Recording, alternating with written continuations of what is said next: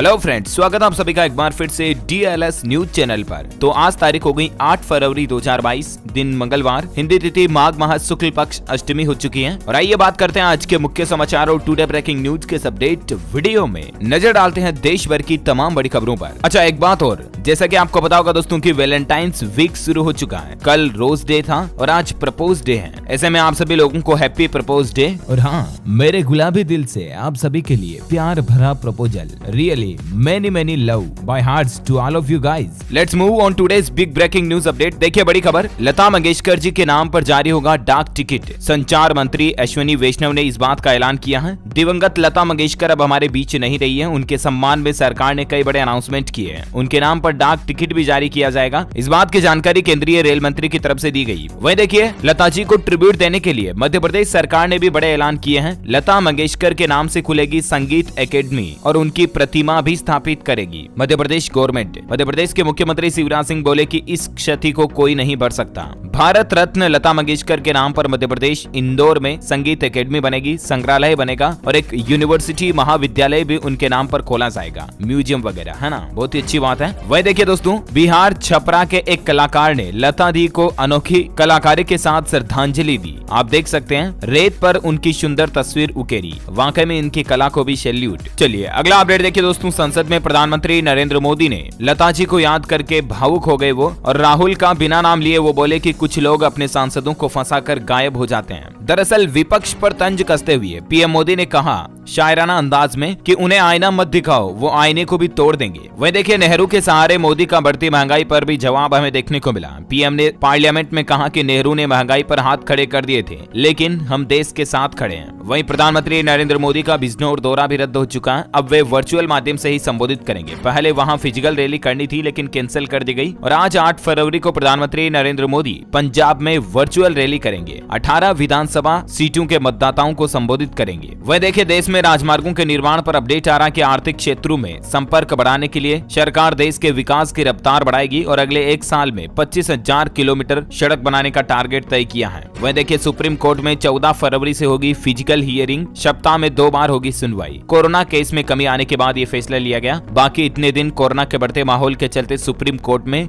Virtual सुनवाई चल रही थी, राइट। लेकिन अब 14 तारीख से फिजिकल सुनवाई होगी, है ना। वहीं देखिए बड़ी खबर, अरुणाचल प्रदेश में बड़ा हादसा देखा गया। कामेंग सेक्टर में गश्त के दौरान बर्फीले तूफान की चपेट में आए सेना के 7 जवान। रेस्क्यू ऑपरेशन अभी भी जारी है। चलिए अगला अपडेट देखिए, रेल सुरक्षा को लेकर उत्तर पश्चिम रेलवे ने समीक्षा की बैठक की और वहीं निर्माण परियोजनाओं को भी समय पर पूरा करने के दिए निर्देश। वहीं देखिए दोस्तों, कोरोना की वैक्सीनेशन पर अपडेट आ रहा कि अब कोविन पोर्टल पर नहीं पड़ेगी इस दस्तावेज की जरूरत। केंद्र सरकार ने सुप्रीम कोर्ट में ये बात बताई है। हालांकि पहले भी ये चीज कंपलसरी नहीं थी, लेकिन सरकार ने एक बार फिर से ये क्लेरिफिकेशन कर दिया है कि कोविन पोर्टल पर कोरोना वैक्सीन के रजिस्ट्रेशन के लिए आपका आधार कार्ड जरूरी नहीं है। सुप्रीम कोर्ट में सरकार ने कल इस बात को लेकर कहा कि बिना रेजिडेंस प्रूफ के भी कोरोना वैक्सीन लगाई हमने लोगों को दूसरे दस्तावेज भी आप दे सकते हैं। यानी कि वैक्सीन रजिस्ट्रेशन के लिए आप कोविन पोर्टल पर passport, ration card, driving licence, PAN card, voter ID card, इस तरह के डॉक्यूमेंट से भी रजिस्टर कर सकते हैं। सरकार ने कहा कि बिना पहचान पत्र के भी 87 लाख लोगों को कोरोना की वैक्सीन लगाई गई और ऐसे में कोरोना वैक्सीनेशन के लिए आधार कार्ड जरूरी नहीं है। वहीं देखिए दोस्तों, वैज्ञानिकों के एक रिसर्च में बड़ा खुलासा हुआ कि कोरोना से लड़ने के लिए विटामिन डी भी बहुत जरूरी है। इसकी कमी होने पर संक्रमण का खतरा 14 गुना ज्यादा बढ़ जाता है और यहाँ तक कि जान जाने की संभावनाएं भी बढ़ जाती है, क्योंकि विटामिन डी आपके इम्यून सिस्टम को मजबूत बनाता है। और सबसे अच्छी इंटरेस्टिंग बात पता है क्या, विटामिन डी हमें धूप में बैठकर भी मिल सकता है। जी हाँ, लिटरली आप थोड़ा आधा घंटा 1 घंटा जरूर धूप में वॉक करें, इससे आपके शरीर में अच्छा विटामिन डी मिलता रहेगा। ये रिसर्च हाल ही में इजराइल की इलान यूनिवर्सिटी के वैज्ञानिकों ने की और ये पता चला है। चलिए वहीं टेक्नोलॉजी पर खबर देखिए दोस्तों, अब आने वाले एंड्रॉइड स्मार्टफोन पर पहले से आपको ट्रू कॉलर ऐप लोडेड मिलेगा, क्योंकि कंपनी ने कई फोन निर्माता कंपनियों के साथ साझेदारी की है। वह देखिए, उपभोक्ता शिकायतों को हाई कोर्ट में ट्रांसफर नहीं किया जा सकता। सुप्रीम कोर्ट ने यस बैंक की याचिका को खारिज करते हुए ये बात बताई है। मतलब जो कंज्यूमर कोर्ट के केसेस होते हैं ना, उनको हाई कोर्ट में चुनौती नहीं दी जा सकती है, ये कहना है सुप्रीम कोर्ट का।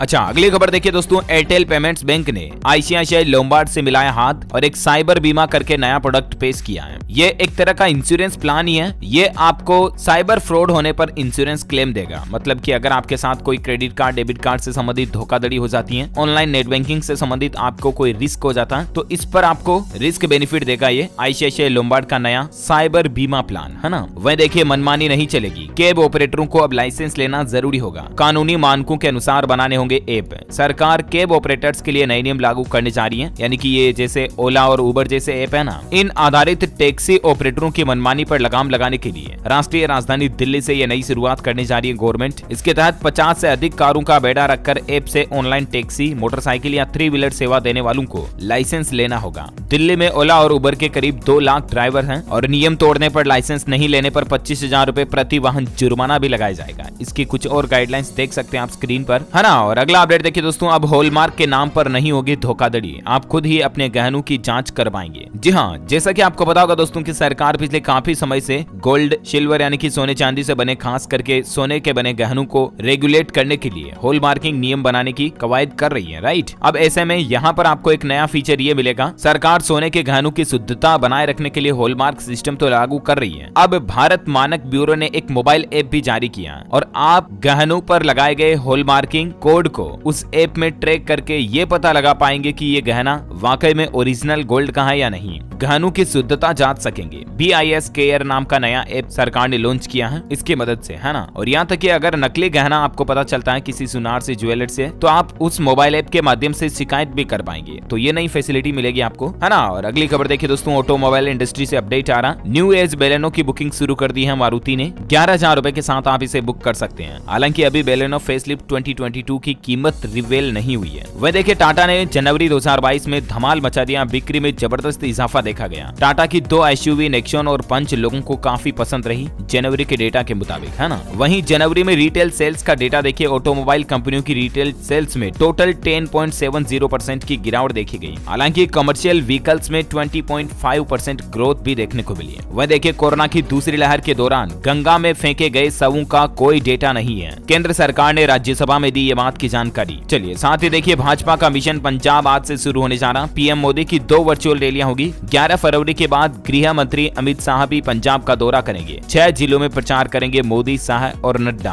देखिए पीएम मोदी ने समझाई राष्ट्र की परिभाषा। मोदी बोले कि विभाजन की मानसिकता कांग्रेस के DNA में है, वह टुकड़े टुकड़े गैंग की लीडर बन गई है। तो ये कुछ पॉलिटिक्स के एक दूसरे पे कटाक्ष लगाती रहती है राजनीतिक पार्टियां। चलिए अगली खबर देखिए, अब 10 मार्च तक कर सकेंगे DDA की आवासीय योजना के तहत फ्लैट के लिए आवेदन। जी हाँ, DDA यानी कि दिल्ली विकास प्राधिकरण की तरफ से आवासीय योजना के लिए फॉर्म भरने की तारीख को बढ़ा दिया है। पहले 7 फरवरी लास्ट तारीख थी, उसको बढ़ाकर 10 मार्च कर दिया है। ओके, वह देखिए दोस्तों बड़ी खबर, अब आप अपने घर में भी लगा सकेंगे निजी इलेक्ट्रिक वाहन चार्जिंग पॉइंट और इसके लिए आपको दिल्ली सरकार सब्सिडी भी देगी। मतलब घर के लिए पर्सनल चार्जिंग पॉइंट लगाने के लिए भी सरकार ने सब्सिडी की योजना निकाली है और इस तरह के पॉइंट लगाने के लिए लगभग 30,000 रुपए की लागत आती है, ठीक है ना। और इसमें आपको सरकार 6,000 रुपए की सब्सिडी दे रही है, यानी कि लगभग आपका 24,000 रुपए का खर्च आएगा। घर पर ही आप अपनी इलेक्ट्रिक व्हीकल से इलेक्ट्रिक गाड़ी, कार, बाइक को चार्ज करने के लिए चार्जिंग स्टेशन सेटअप कर सकते हैं। ओके, वह देखिए दोस्तों, LIC IPO पर खबर आ रही है कि LIC दुनिया की तीसरी सबसे बड़ी बीमा कंपनी बन चुकी है, लेकिन रिटर्न के मामले में अभी भी ये नंबर 1 पर है। अच्छा, आपके लिए काम की खबर है, 28 फरवरी से पहले निपटा ले ये काम, वरना रुक सकती है हर महीने मिलने वाली ये सुविधा। दरअसल सरकार के नियमों के मुताबिक पेंशन भोगियों को 28 फरवरी तक अपना जीवन प्रमाण पत्र, यानी कि जो पेंशन के लिए लाइफ सर्टिफिकेट होता है ना, हर साल जमा होने वाला, उसकी लास्ट डेट 28 फरवरी ही है। तब तक जिन जिन भी लोगों को पेंशन मिलती है, बूढ़े दादा दादी, वो सभी अपना पेंशन सर्टिफिकेट सबमिट कर दें, वरना 28 तारीख बाद हो सकता है कि आपकी पेंशन रुक जाए, अटक जाए, है ना। वह देखिए दोस्तों, मध्य प्रदेश के सागर जिले में बन रहा दुनिया का सबसे ऊंचा जैन मंदिर। राजस्थान और गुजरात से 10.5 लाख घन फीट पत्थर भी इस मंदिर को बनाने के लिए मंगाया गया है। अच्छा, मंदिर निर्माण पर एक और खबर आ रही है कि कश्मीर के टिटवाल में LOC पर बनाया जाएगा नया शारदा मंदिर। कर्नाटक के श्रृंगेरी शंकराचार्य मठ करेगा सहयोग। वह देखिए दोस्तों, केंद्रीय मंत्री नितिन गडकरी आज जारी करेंगे गोवा के लिए बीजेपी का घोषणा पत्र। मुख्यमंत्री सावंत और देवेंद्र फडणवीस समेत कई नेता रहेंगे मौजूद। इलेक्शन पर खबर आ रही है, देव डी फिल्म से पॉपुलर हुई एक्ट्रेस माही गिल ने भी रखा राजनीति में कदम। इन्होंने बीजेपी का हाथ थामा है। जी हाँ, मतलब बॉलीवुड एक्ट्रेस माही गिल बीजेपी में शामिल हो चुकी है ना। वह देखिए, पहले चरण की 58 सीटों पर आज से चुनाव प्रचार भी थम जाएगा। यूपी इलेक्शन को लेकर अपडेट है, क्योंकि 10 फरवरी को पहला मतदान भी शुरू होने जा रहा और अब उत्तर प्रदेश में कोई भी राजनीतिक पार्टी चुनाव प्रचार नहीं कर पाएगी, है ना। चलिए अगला अपडेट देखिए। कर्नाटक में हिजाब मामले पर खबर आ रही कि हिजाब पहनकर कॉलेज जा सकेंगी छात्राएं, अलग कक्षाओं में बैठने की मिली अनुमति।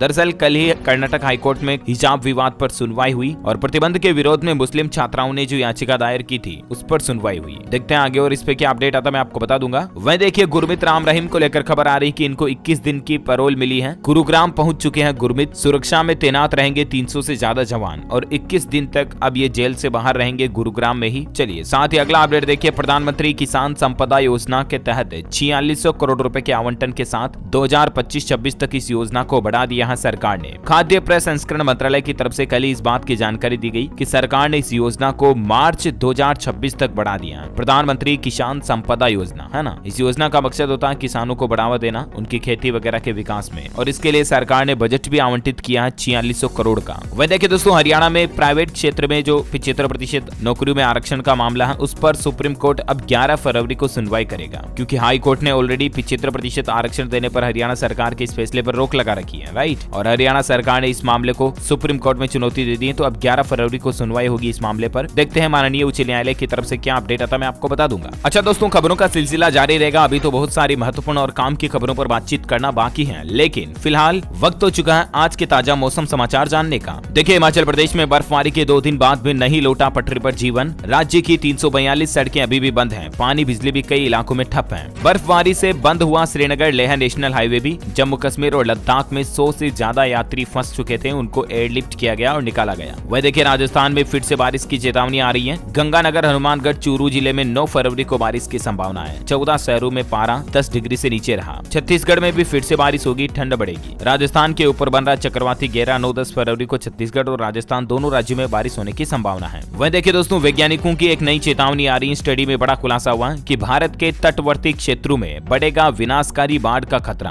दरअसल जलवायु परिवर्तन पर आई वैज्ञानिकों की एक नई स्टडी में ये चेतावनी दी गई है कि भारत के जो तटीय क्षेत्र है ना, उन इलाकों में आने वाले दिनों में अधिक तेज हवाओं के चलने और प्रचंड लहरों के उठने की चेतावनी दी गई है। वैज्ञानिकों का कहना है कि क्लाइमेट चेंज के चलते भारत के समुद्री तट जैसे कि बंगाल की खाड़ी, साउथ चाइना सी और साउथ इंडियन ओशन सी में कुछ असामान्य गतिविधियां देखने को मिल सकती हैं, और इसीलिए मौसम वैज्ञानिकों की तरफ से ये चेतावनी जारी की गई है। और इन सब के बीच संपूर्ण भारत का आज 8 फरवरी 2022 का मौसम पूर्वानुमान स्काईमेट वेदर की रिपोर्ट के मुताबिक क्या कहता है, तो आपको बता दूं अगले 24 घंटों के दौरान गिलगित बाल्टिस्तान, मुजफ्फराबाद, लद्दाख, जम्मू कश्मीर और हिमाचल प्रदेश, उत्तराखंड के अलग अलग हिस्सों में हल्के मध्यम बारिश हिमपात की संभावना है। वहीं आज 8 तारीख को भी राजस्थान और पंजाब के कुछ हिस्सों में बारिश हो सकती है। 9 फरवरी को बारिश और बर्फबारी और ज्यादा बढ़ेगी। उत्तराखंड भी इसमें शामिल होगा। पंजाब, हरियाणा, दिल्ली, पश्चिम उत्तर प्रदेश और उत्तरी राजस्थान के अलग अलग हिस्सों में 8-9 को बारिश हो सकती है ना। वहीं बिहार, झारखंड, छत्तीसगढ़ और पूर्वी उत्तर प्रदेश के कुछ हिस्सों में हल्की बारिश की संभावना है। ओके, तो ये रहा आज का वेदर न्यूज अलर्ट। और आइए अब सराफा बाजार पर नजर डालते हैं। देखिए सोना चांदी के रेट पर खबर आ रही कि सोने की कीमत में 146 रुपए का उछाल देखा गया और चांदी का दाम 635 रुपए बढ़ा। अभी सोने का रेट 47,997 रुपए प्रति 10 ग्राम पहुंच चुका है। और वहीं चांदी की बात करें तो चांदी में 635 रुपए की तेजी के साथ अभी चांदी का रेट 61,391 रुपए प्रति किलोग्राम पर पहुंच गया। Okay, gold and silver price today news के बाद फटाफट से कुछ कोरोना बुलेटिन देख लेते हैं। देखिए दोस्तों, भारत में कम हुई कोरोना की रफ्तार। दैनिक मामले अब 1 लाख से भी कम आना शुरू हो चुके हैं। बीते 24 घंटों में भारत में 83,876 नए केस देखे गए, जबकि 895 लोगों की मौत हुई। और ये 1 महीने बाद डेटा इस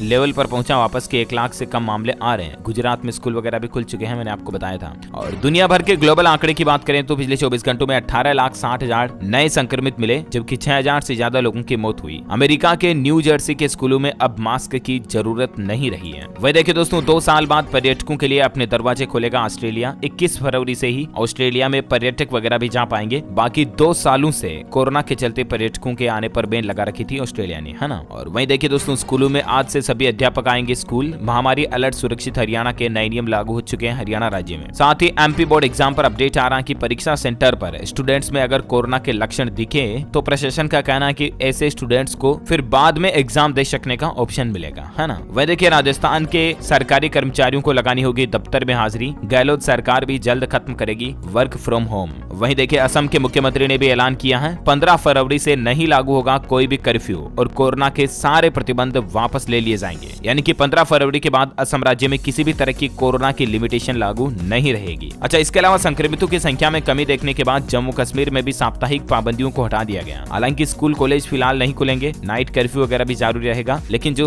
वीकली वीकेंड लॉकडाउन वगैरह जो थे वो जम्मू कश्मीर से भी हट चुके हैं, है ना। और इसके अलावा देखिए वैज्ञानिकों की एक नई स्टडी निकल कर आ रही है कोरोना के डेल्टा वेरिएंट पर कि डेल्टा ने बढ़ाया अस्थानिक गर्भावस्था का जोखिम, जान का खतरा भी इससे ज्यादा बढ़ चुका है। दरअसल अस्थानिक गर्भावस्था के कारण महिलाओं में जान का जोखिम बढ़ गया। कोरोना की पहली और दूसरी लहर को लेकर वैज्ञानिकों की एक नई स्टडी में इस बात का पता चला है और इसीलिए गर्भवती महिलाएं ज्यादा सावधान और सतर्क रहें। खास करके ये study general of south Asian federation of obstetrics and gynaecology में प्रकाशित हुई है ना। और कोरोना के बाद मैं आपको फटाफट से कुछ एजुकेशनल खबरें बता देता हूँ। देखिए झारखंड बोर्ड एग्जाम पर बड़ा अपडेट आ रहा है। झारखंड में मैट्रिक और इंटरमीडिएट की परीक्षाएं मार्च के अंतिम सप्ताह में शुरू होने की संभावना। वह देखिए गुजरात में आखिरकार असित वोरा की छुट्टी हो चुकी है। माध्यमिक सेवा चयन बोर्ड के अध्यक्ष असित वोरा ने इस्तीफा दे दिया। हेड क्लर्क के पेपर लीक मामले के बाद से ये निशाने पर थे। वह देखिए हरियाणा में डीएलएड रीअपियर की परीक्षा 15 फरवरी से शुरू होगी। भिवानी बोर्ड की वेबसाइट पर एडमिशन कार्ड भी आ चुके हैं। अच्छा, राजस्थान में रीट लेवल 2 एग्जाम निरस्त हो चुका है, रद्द हो चुका है। कल शाम को इस पर खबर आ चुकी थी, मैंने आपको डीएलएस न्यूज के ऊपर बताया भी था, राइट। और राजस्थान के मुख्यमंत्री अशोक गहलोत का कहना है कि नए सिरे से होगी रीट लेवल 2 की परीक्षा और यहाँ तक कि 30,000 पदों की संख्या को भी बढ़ा दिया है। अब कुल 62,000 पदों पर भर्तियां होगी रीट में, है ना। और हालांकि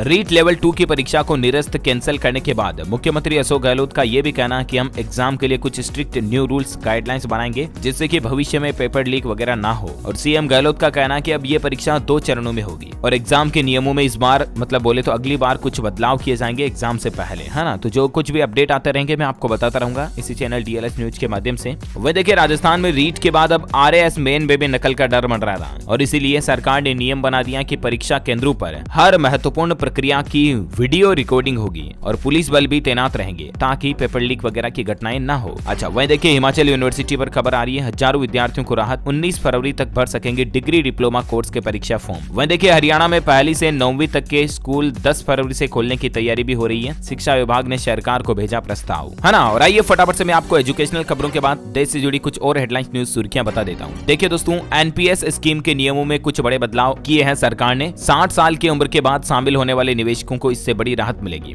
एनपीएस यानी कि राष्ट्रीय पेंशन योजना जो है, नेशनल पेंशन स्कीम, उसमें सरकार ने जो बदलाव किए हैं उसमें देखिए आप, एक तो 75 साल तक चालू रहेगा खाता। पीएफआरडीए ने ऐसे सब्सक्राइबर्स को बड़ी राहत दी है जो इस स्कीम में 60 साल की उम्र के बाद शामिल होते हैं। ऐसे लोग अब पेंशन सिस्टम में अपना खाता 75 साल तक की उम्र तक चालू रख सकते हैं, है ना। इसके अलावा निवेश करने की उम्र सीमा को भी बढ़ा दिया। राष्ट्रीय पेंशन सिस्टम में निवेश की अधिकतम उम्र को बढ़ाकर 70 साल कर दिया, यानी कि अब 70 साल तक का व्यक्ति भी इस योजना में निवेश करके जुड़ सकता है। और भी इसके बारे में कुछ ज्यादा डिटेल्स आप स्क्रीन पर देख सकते हैं। चलिए अगला अपडेट देखिए दोस्तों, एनबीएफसी भी अब अकेले जारी कर सकेंगी क्रेडिट कार्ड, आरबीआई मंजूरी देने पर विचार कर रहा है। एनबीएफसी बोले तो नॉन बैंकिंग फाइनेंस कंपनीज जो हैं, बैंक तो अपने आप में क्रेडिट कार्ड जारी कर ही सकते हैं, लेकिन जो नॉन बैंकिंग फाइनेंशियल कंपनीज है ना, वो भी क्रेडिट कार्ड जारी कर पाएंगे। आरबीआई इस तरह की राइट्स उनको देने पर विचार कर रहा है। अच्छा, आईपीएल 2022 पर अपडेट आ रहा है कि अहमदाबाद फ्रेंचाइजी ने किया टीम का नामकरण और अब अहमदाबाद टीम को अहमदाबाद टाइटंस के नाम से जाना जाएगा। वह देखिए दोस्तों, साल 2026 तक हर 4 में से एक व्यक्ति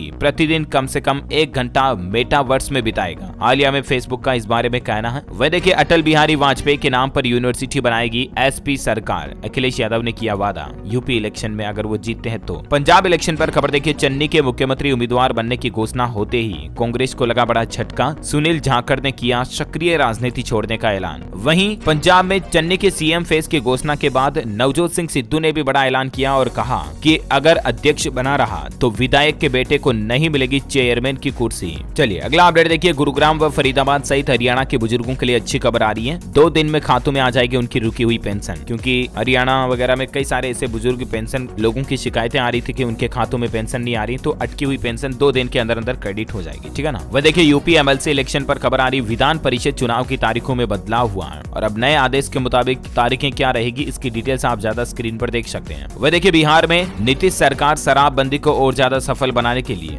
ड्रोन्स और कुत्तों का भी इस्तेमाल करेगी, इस तरह की भी मीडिया रिपोर्ट्स आ रही है। वह देखिए दोस्तों, बिहार के मुख्यमंत्री फिर अभियान पर निकलेंगे। मुख्यमंत्री 14 से शुरू करेंगे जनता दरबार, 22 से शुरू कर सकते हैं समाज सुधार अभियान भी, क्योंकि अब कोरोना वगैरह कम हो रहा ना, तो इसीलिए। अच्छा, अगली बड़ी खबर देखिए दोस्तों, आपकी हेल्थ से जुड़ा अपडेट है कि सिर दर्द हमेशा के लिए खत्म हो जाएगा। जी हाँ, साइंस ने एक खास तरह का दिमाग में इम्प्लांट करने वाला चिप कह सकते हैं वो बनाया जो कमाल करेगा, आपको लाइफ में कभी सर दर्द नहीं होगा। अक्सर कई सारे लोग जो हैं आए दिन सिर दर्द की समस्या यानी हेड एक से परेशान रहते हैं, राइट। लेकिन ब्रिटेन की स्वास्थ्य स्वास्थ्य एजेंसी NHS के फाउंडेशन ट्रस्ट सेंट गाय सेंट थॉमस की ओर से इस तरह का नया एक्सपेरिमेंट किया जा रहा, जिसमें दिमाग में एक इम्प्लांट के जरिए सिरदर्द का परमानेंट इलाज करने का तरीका विज्ञान खोज रही है। Amazing, right? अगला अपडेट देखिए दोस्तों, बॉलीवुड से खबर आ रही सलमान खान की कभी ईद कभी दिवाली से जुड़ा बड़ा ऐलान। देखिए 2023 में ईद के दिन ये फिल्म रिलीज होगी, ये कहना है भाईजान का। वहीं क्रिप्टो करेंसी पर एक बड़ी खबर देखिए दोस्तों, हाल ही में जो सरकार ने बजट में क्रिप्टो पर 30% टैक्स की घोषणा की थी, राइट? लेकिन उसके बावजूद टैक्स प्रस्ताव के बाद भी क्रिप्टो के ग्राहकों में 30% की बढ़ोतरी देखी गई।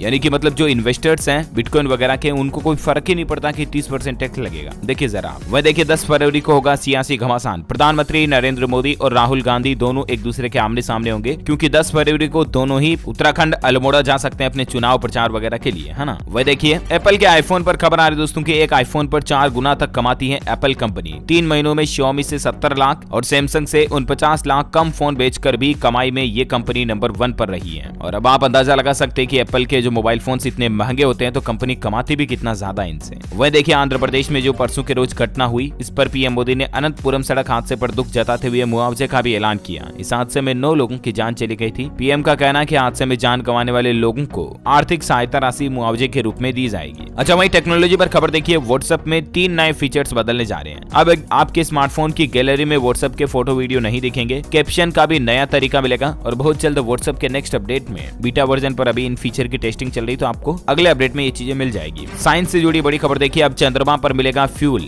और इतना ही नहीं, चांद पर भी आप इंटरनेट का इस्तेमाल कर पाएंगे। विज्ञान इस तरह की भी तैयारी कर रही है। नासा इंसानों को चंद्रमा की धरती पर ले जाने की तैयारियों में जुट गई है। अच्छा, ट्विटर यूजर्स को एक नया DM आइकन मिलेगा जो सीधे आपको टाइमलाइन से कन्वर्जेशन तक ले जाएगा। यानी कि ट्विटर पर DM का एक शॉर्टकट बटन मिलेगा जिससे आप किसी भी यूजर्स को डायरेक्ट मैसेज कर पाएंगे, है ना? अच्छा, वहीं देखिए कलकत्ता हाईकोर्ट ने 15 साल से कम उम्र के गैर टीकाकरण वाले छात्रों को फिजिकल क्लासेज के खिलाफ जनहित याचिका को खारिज कर दिया। वह देखिए फास्टैग से जल्द मिलेगा छुटकारा, अब सीधे बैंक अकाउंट से कटेगा आपका टोल टैक्स। संसदीय समिति ने इस तरह की तकनीक की भी सिफारिश की है। और जैसा कि आपको पता होगा, सरकार हमारे देश में टोल टैक्स का सिस्टम बिल्कुल ही खत्म करने जा रही है। मतलब फास्टैग ही खत्म हो जाएगा। सीधा आप जो नेशनल हाईवे पर सफर करोगे ना, तो उससे आपका बैंक खाता जो आपकी गाड़ी से लिंक रहेगा, उससे डायरेक्टली आपके खाते से पैसे कट जाएंगे। अच्छा, वह देखिए उत्तराखंड इलेक्शन पर दिल्ली के मुख्यमंत्री अरविंद केजरीवाल ने कुछ ऐलान किए हैं। उनका कहना है कि उत्तराखंड में अगर आम आदमी पार्टी की सरकार बनती है तो 24 घंटे बिजली मिलेगी, बेरोजगारों को रोजगार मिलेगा। इस तरह के 10 बड़े वादे किए हैं उन्होंने। हर 18 साल से ऊपर की महिला को 1000 रुपए हर महीना भत्ता देंगे। शिक्षा वगैरह और नौकरियों को लेकर भी कुछ ऐलान आप देख सकते हैं। ओके, तो इसी कड़ी में दोस्तों यहाँ दिन भर की तमाम बड़ी खबरें, मुख्य समाचार, टुडे ब्रेकिंग न्यूज का अपडेट वीडियो यहीं फिनिश होता है। और हाँ, आप मुझे कमेंट करके बताइए कि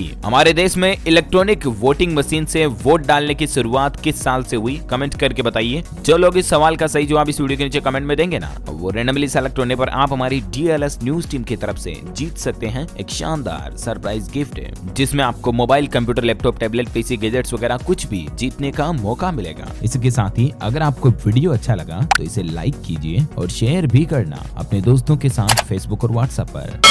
आप हमारे चैनल DLS न्यूज को सब्सक्राइब करके बेल आइकन भी जरूर दबा देना, ताकि आपको रोजाना की ताजा अपडेट्स और काम की खबरें आपके मोबाइल पर मिल जाएगी। Thank you, take care, good bye, जय हिंद, जय भारत, वंदे मातरम।